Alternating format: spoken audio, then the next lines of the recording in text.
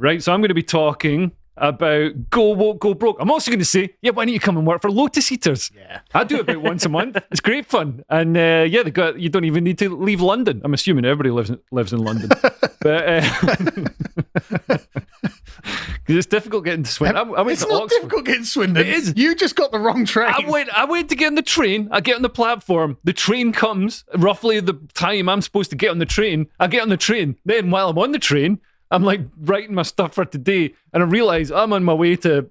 I was in Oxford, so I had to get off in Oxford and somehow make it here. This is not Swindon's fault. It's amazing. This is what happens when you try and work with Scotsmen. Yeah, I'm just impressed I bought a ticket. But I'm going to be talking about Go Woke, Go Broke, the politics edition, because the adage go woke, go broke usually applies to business, but there have been a lot of woke politicians that have been hitting the skids lately. So Scotland's useless leader, Hamza YF, was forced into resigning this week. So he's the man famous for his disgust at so many important roles in a country, Scotland, that's almost completely white, being, surprise, surprise, almost completely white. Well, you can hear what he's saying now. I don't know if we can turn the sound up on that. Let's give it a try. Click the little...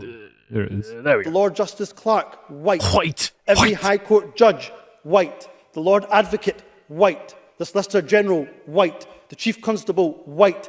Every Deputy Chief Constable, white. Every Assistant Chief Constable, white.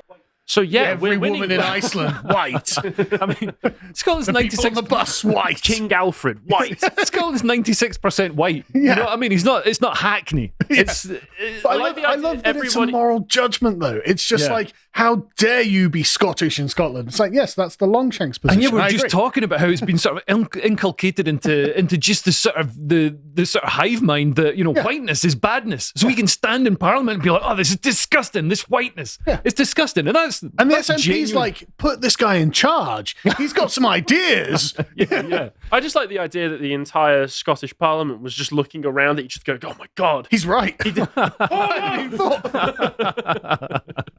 Yeah, so I mean, unfortunately for him, the Scottish electorate were like, Hamza YF, shite. And he's stood down. He stood down because he's becoming a complete liability for the next election. My resignation letter, white. Yeah. And my removal van, white. The smack my brother-in-law punts, white.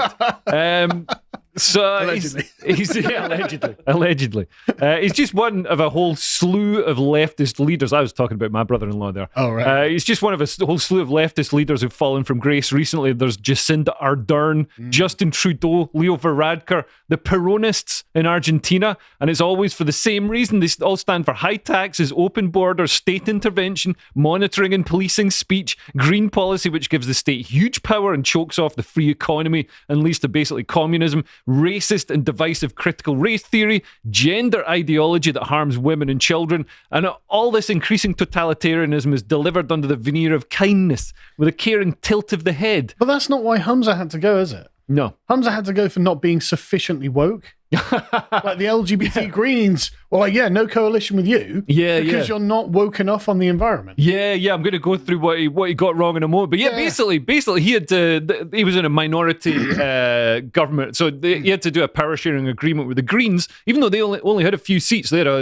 really outsized influence in the Scottish Parliament, and obviously the Greens are just batshit insane. They're 4:30 a.m. at a house party. People are eating plant food. That level of insane. You know what I mean? What house parties are you going to? Scottish ones. I suppose With the Scottish Greens. So like they're insane. So they were pushing all this gender ideology and also a mad. A very extreme and rapid sort of decarbonisation of the economy.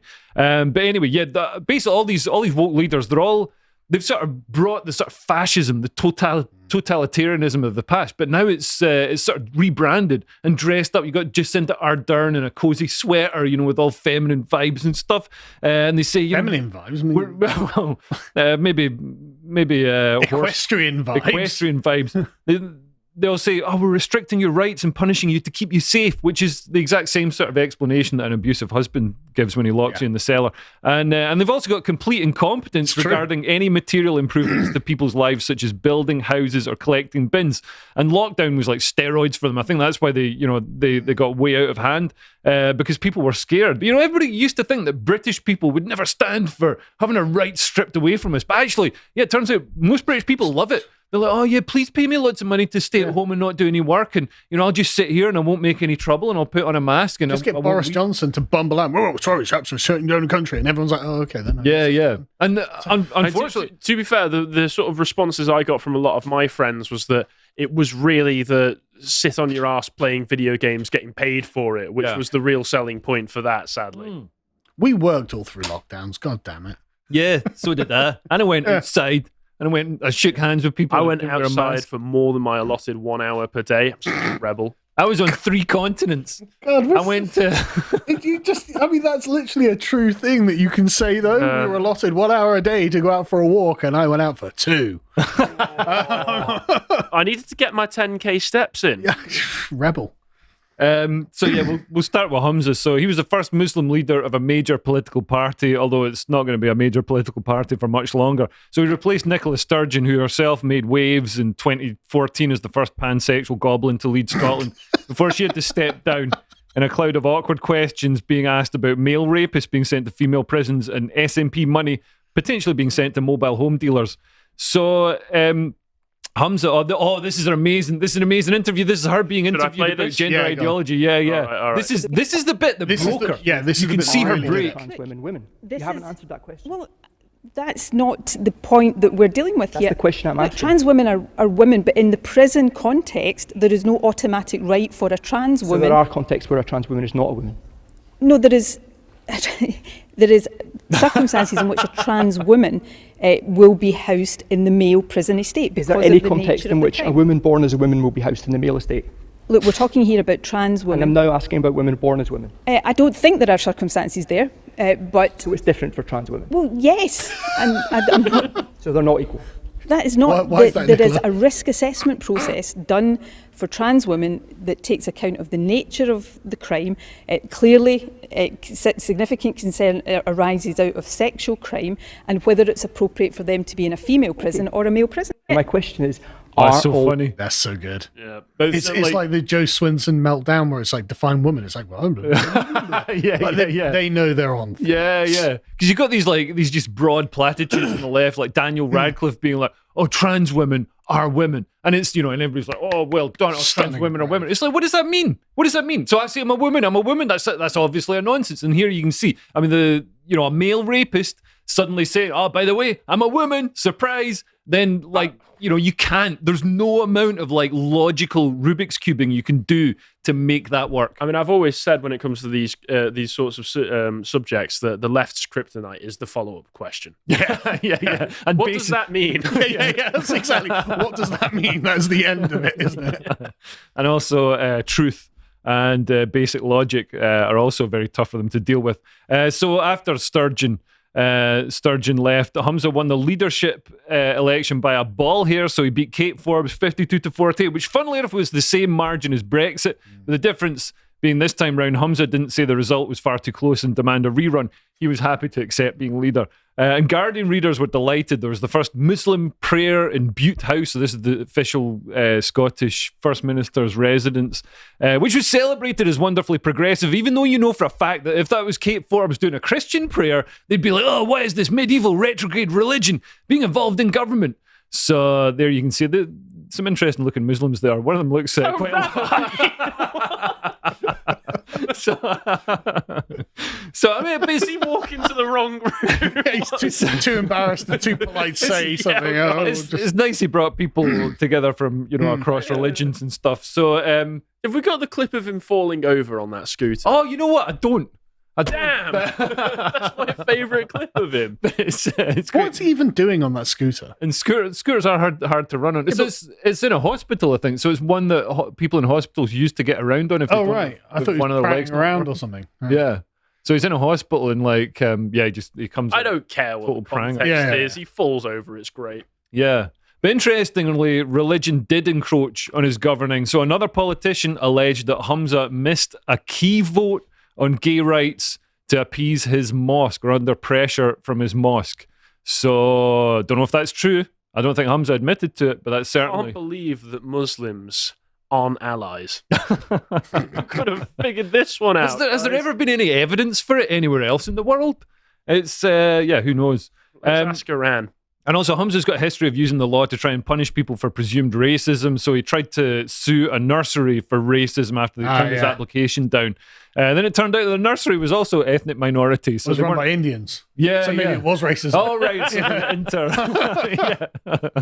But that was, he didn't continue with the legal action because it wasn't the wrong kind of racism for him. Yeah, that's right. You know what I mean? It's only bad when white people do it, apparently. And his hate crime law, which I ran for election against and stuff. And man, if he just listened to me at the time, he could have saved himself so much hassle. His hate crime law was introduced to make it easier for people to accuse each other of racism because, if there's one problem with modern society is that we don't accuse each other of racism enough. We should get a hate monster. We got sent a little hate monster. We did. Have you got the outfit? No, it's a little hate monster toy. He's our little friend. Comedy Unleashed have got a full-on outfit you can wear and stuff. He keeps track of all of the hate speech in the office. Good lad. Good member of the team. Busy guy. Unironically, there's probably some sort of MI5 bug in it. So they had this... Oh God, I'm so screwed. Oh, man, I'd watch out for that. I don't trust anything anymore. But the hate monster basically spaffed hundreds of thousands of pounds of taxpayers' money, English taxpayers, obviously, money on adverts. Is there any other kind? There's no Scottish taxpayers. Well, they're all leaving and coming to England. Yeah, I know. Hamza, that's another thing. Hamza put up the tax brackets in Scotland, and then he announced he released this video saying, "Oh, we put up the taxes for rich people in Scotland, and now more rich people are moving to Scotland." It's like, no, they're not. That's not. That is definitely not happening. I get to pay more. Oh, I can contribute more to the NHS. I mean, they could have anyway. It's not that the government's going to turn away money if you want to overpay your taxes. But it's a nonsense. What a bizarre lie that is. Yeah. That's amazing. It's not. So this law was just an absolute calamity. It was really vaguely worded. It allowed anyone to report anyone if they perceived someone to be stirring up hatred, whatever that means. Nobody understood it, including the police, and so it resulted in thousands and thousands of complaints being issued under it, and the police had to investigate all of them. So there was a huge amount of overtime, huge amount of expense, and the most reported person in the first week was Hamza YF. Come on, that's gold. Yeah, and only two of the instance were actually deemed to be, actual real proper instance. Thank you very much, there John. We Here go. we have. Come on. Wait for it. Why is he on a mobility scooter? I think doesn't he have a bandaged foot or something? Is that why? Because he's holding up one leg. Oh, he was actually and he went straight onto it. Genuinely, as well. he was genuinely like right. I feel less good about that poor man running beside him. In the interest of time, let's move on. Oh yeah, sorry. He fell out with the Green Party as he ditched Green policies. And I don't know who's voting for Green politicians in Scotland. It's a very cold country, and it's insane that people could be elected on the promise of keeping it cold instead of warming it up. And also, Scotland's custom designed to deal with rising sea levels. It's all mountains, so you could just move a bit higher up the mountain, start growing some grapes instead of turnips. It's great.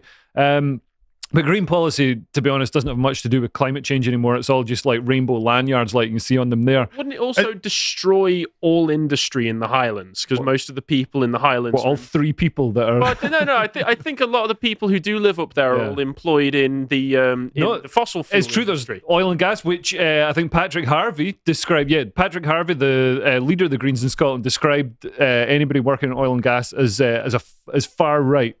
As a far-right extremist. It's like, all right, are you mental? Like, what went in the engine of the bus that took you to work this morning, Harvey? Well, he's probably got a chauffeur-driven limo. But just some little old guy is just like, what? Yeah. But what I love about this is their campaign slogan must be "Keep Scotland wet, miserable, and cold." Yeah. Yeah. And they got some real sinister. Is that what's her name, Maggie Chapman or something on the far left? Literally on the far left. Doesn't look very happy. Yeah. Her gender ideology, her pushing a gender ideology. I mean, it's kind of Scotland's lucky in a way that it's still tethered to Britain because Westminster can veto some of the crazier stuff like the gender ideology. She's giving you that longhouse stare. Yeah, that's what she. She wants you in the gulag. You know what I mean?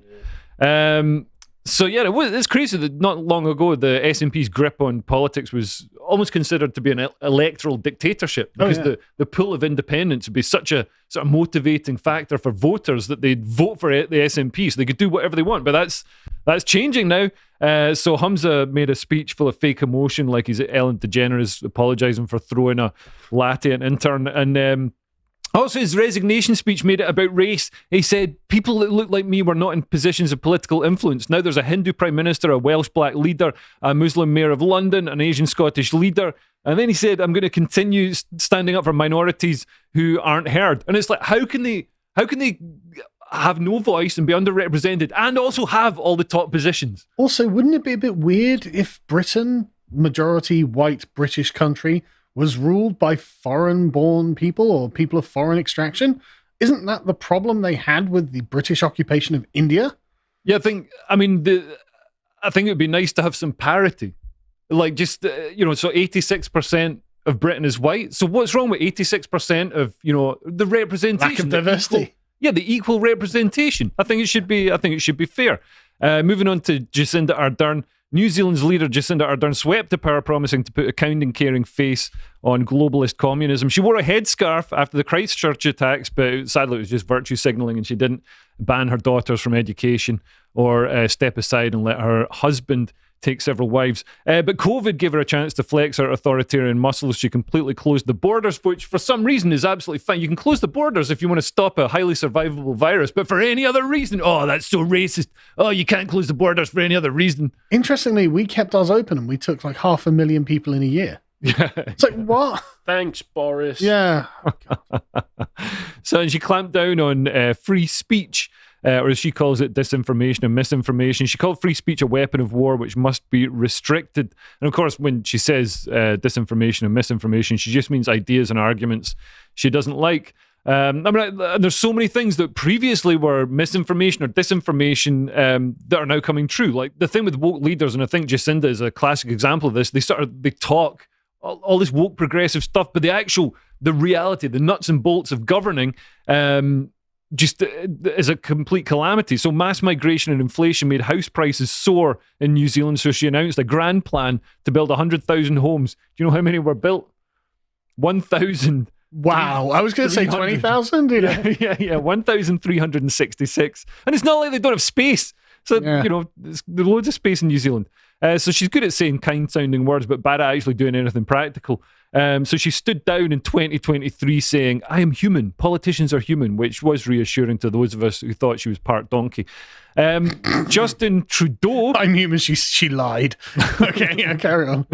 Justin Trudeau was the poster boy for the left, so he was the son of a previous political leader. I'm not talking about Fidel Castro. Are you not? Why would you even This think? is a completely unrelated image. Because his mum's there with her arm on Fidel Castro, like she fancies him, and just because he looks like Fidel Castro. At Fidel Castro, and then this guy this is Pierre Trudeau. He's supposed to be his dad. Yeah. It's like, no. Which one looks like Justin Trudeau? Yeah, I know, sorry.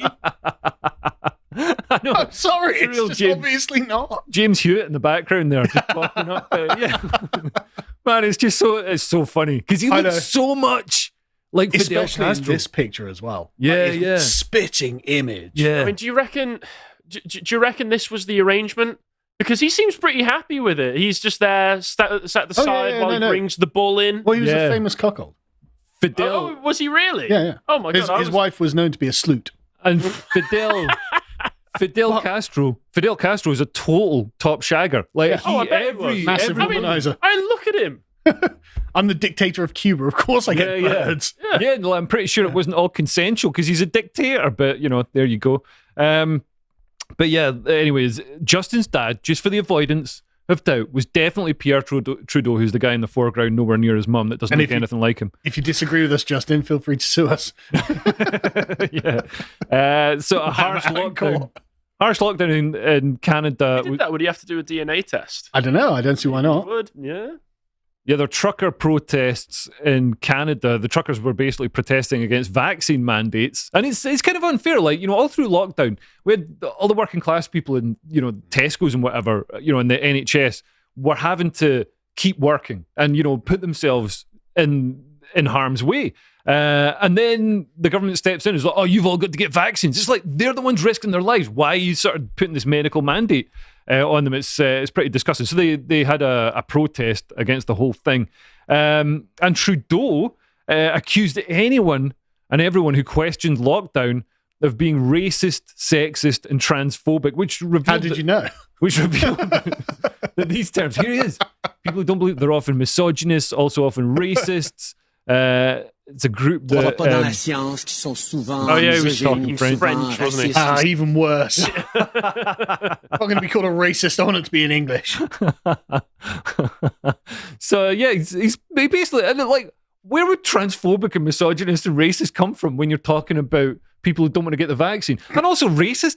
Most of the people, like the sort of vaccine hesitancy was highest in ethnic minority groups because they're the ones who've, historically not trusted the government. Yeah, not trusted the government, especially when it comes to medical experiments. Yeah. And he invoked the Emergencies Act for the first time in Canada's history. Froze the bank accounts. Froze bank accounts of anybody who donated. So this woman donated $50 to the Freedom Convoy. She can't pay for groceries because her bank account's frozen. She's got kids and stuff. She's a single mum. It's disgusting. She's also a racist, though. And a transphobe and a misogynist, self-defeating. And one of Trudeau's ministers even said, this is the funniest thing, is one of his ministers said that the truckers honking their horns, if we move on to the next tab, the truckers honking their horns was a Nazi dog whistle, because honk honk is an acronym for Heil Hitler. And it's what? yeah. That's the biggest reach I've ever seen. That's amazing. The only one I've seen that's bigger than that is Posie Parker with when she was playing with her zip, and they said that's a far right racist dog whistle. What? I didn't see that. When she played with her zip, she was doing this. Yeah. Okay. Yeah. That is mad. So when I'm driving through and some cyclist wanker decides to cut in front of me and I honk my horns, I'm actually throwing out a secret dog whistle. You are. Take that. I like the source they have to use here is Urban Dictionary. Like she was looking for something, went on Urban Dictionary, guys, you're never going to believe this. Yeah. We've got him now. And Canada announced a hate crime law that goes way beyond even the Scottish one. So it includes a clause for pre-crime. So if a judge thinks that you think bad thoughts and might commit hate speech in the future. Oh, Minority Report. Actual Minority Report. At least Minority Report was like for murders and stuff. This is like, he might say something that's naughty. You know what I mean? Like, Jesus. Tom Cruise being sent off to get people for thinking the N-word. Yeah. This guy posted something on Telegram, So, I mean, Trudeau's not out yet, but there's an election scheduled for next year. He's going to get crushed. He's going to be absolutely crushed. And also, half of the voters want him out before the election. That's how bad it is. I'll just quickly do the Peronists. So they were in power in Argentina for decades, keeping their power through this sort of corrupt system of patronage where they, through trade unions and other massive welfare state groups. Yeah, massive welfare state, just basically paying money to voters to vote for them. If they don't vote for the Peronists, then the flow of money tails off. But then they have to borrow money to be able to afford that, and it's an unsustainable way to run an economy, like all socialist economies. As Margaret Thatcher said, the trouble with socialism is that you eventually run out of other people's money. Although I can understand Argentina not wanting to follow Margaret Thatcher's advice, maybe. But Argentina used to be a really successful country, had the same GDP as Germany. Then it got taken over by socialists. So did Germany. Yeah, it did, actually. Yeah. Good point. And then eventually things got so bad. This is what gives me hope for the future. Things got so bad in Argentina that they voted in the greatest man who's ever lived, Javier Milei. And he just went through and all these stupid fucking nonsensical, sorry, I shouldn't swear, stupid nonsensical things on in the government departments, like, the equivalent of the Arts Council and stuff. He's just Women's Inequality Committee. Afuera! Yeah. All this sort of stuff. So, and he's in just a few months, he's tamed inflation. There's a rally, stabilized the country, stabilized the economy. He's turning it around. Obviously, there's a few people who've lost. They're not getting to suckle at that teat of communists, free money, so they don't like it. But yeah, he's saved Argentina. And Leo Varadkar, he was the first gay ethnic minority clown on roller skates to become... Just as a quick thing, can you imagine just how well he slept on the night after he fired like 100,000 communists from the government? Yeah. Like, I bet he slept like a baby. This is what we're working. I know, this is what winning looks like. Yeah. And we're ratcheting. Every Western country, the share of GDP spent by the government is just ratcheting relentlessly up year on year. We're all just slowly, like a frog being boiled, drifting into communism. And so eventually we're going to, things are going to get so bad. At the moment, the mass migration is being justified by economists because they say, well, we have to maintain our payments on the debt that we've got. At some point, that's going to become unsustainable. And all this, all the current way of doing things is going to have to crumble. It's just, do we do it now or do we do it in 5 years or 10 years' time? I've said before, none of this ends until London is flooded with homeless Whitehall staff members. Gotta have a goal, guys. So I know we've covered some of Ireland already, but yeah, Varadkar was he's the first. I think he's half Indian or something, and he's gay and all the rest. So it was an amazing moment for Ireland. Gay as well. Yeah, I'm pretty sure. I didn't even know that part. Yeah. So he became Taoiseach, which is what the Irish called their leader, and it's interesting. The political chant of Ireland for the Irish completely flipped and became Ireland for anyone but the Irish. Yep. Never mind a hard border or anything. They just wanted no border. But this led to record numbers of migrants who, just like in Britain, were often bussed into working class communities who hadn't asked for them instead of being housed in the middle class communities who had demanded the open borders. And so, this is the Dublin riots kicking off. And we're told, they're just an excuse for far-right people to loot, far-right white supremacists. There you can see one of the far-right white supremacists looting right there. Oh, he must have been on holiday. I need this for my kids. I don't know. Yeah, and Varadkar later lost control of a referendum that he'd expected to win very easily. It had been dressed up in progressive language as a chance to get rid of very old-fashioned, very sexist language about women in Ireland's constitution. But what the proposals really would have done is, one, they would have reduced women's rights by making the state no longer responsible for supporting them as carers, and more importantly, would have changed the definition of the family by saying it could be any durable relationship. So a family isn't, husband, wife, kids, any and all durable relationship. Yeah, so not even like, a married spouses, which, could be 2 women, 2 men. Like a durable relationship. It basically would have, So like, you could be married to your dog. Yeah, you don't even need to be married. Just say I'm in a durable relationship with my dog. It basically meant it would have greatly expedited mass immigration to Ireland, because you could have said, these 14 guys, I shared a flat with them. We're all very cool. We're in a durable relationship. We're in a WhatsApp group. Yeah. So they've all got to come in, and legally that would have been binding. And also they proposed a viciously punitive hate crime law and restrictions on the internet. So Varadkar decided to jump before he's pushed and stood down. So the good news is that voters are rejecting these woke ideologists who rose to power promising progressive government and then got bogged down in trying to control speech and criminalise opinions to make it illegal to oppose them. But the bad news is that woke politicians have moved the Overton window so far that the conservative politicians that replace them are also woke. So there's barely any real opposition in the West, unless you get, Reform or something like that. So sadly, it seems like we're doomed to repeat the mistakes of the past and gradually drift into communism before Javier Milei sets us free. God bless the Argentinian Empire. If you appreciated that episode from the podcast of the Lotus Eaters, you can go to lotuseaters.com to get access to all the premium content that's on the site, such as the Brokenomics series, this episode on podcasting with Carl. If you'd like to find out what else is being put out, you can follow on Twitter at lotuseaters_com on Twitter. Thank you and goodbye.